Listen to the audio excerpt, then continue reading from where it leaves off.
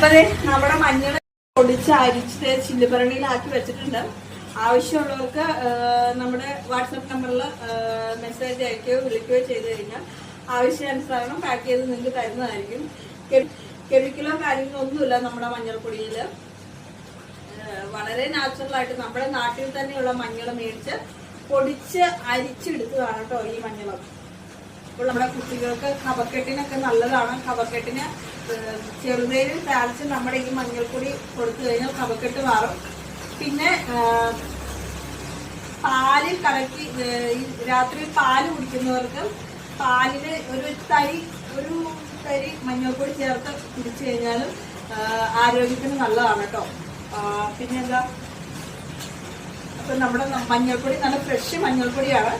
ഞാൻ ഇപ്പോഴുള്ള trending video ആയ നമ്മുടെ ഗ്ലാസ്സിലേക്ക് മഞ്ഞൾപ്പൊടി ഇടുന്നൊരു വീഡിയോ ഉണ്ടല്ലോ, അത് ഇതുവരെയായിട്ട് ഞാൻ ചെയ്തിട്ടില്ല. അപ്പോൾ ഇനിയൊന്ന് ഞാനൊന്ന് ചെയ്തു നോക്കട്ടെ കേട്ടോ.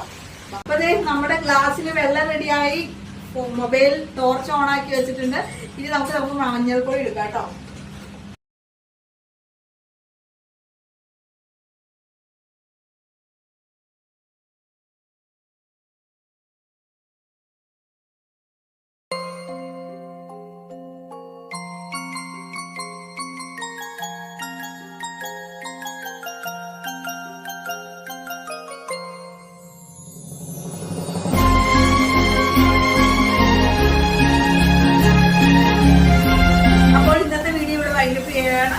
നമ്മുടെ മഞ്ഞൾ ട്രെൻഡ് പുതിയ വീഡിയോ എല്ലാവരും കാണുക, ലൈക്ക് ചെയ്യുക, സബ്സ്ക്രൈബ് ചെയ്യുക, കമന്റ് ചെയ്യുക.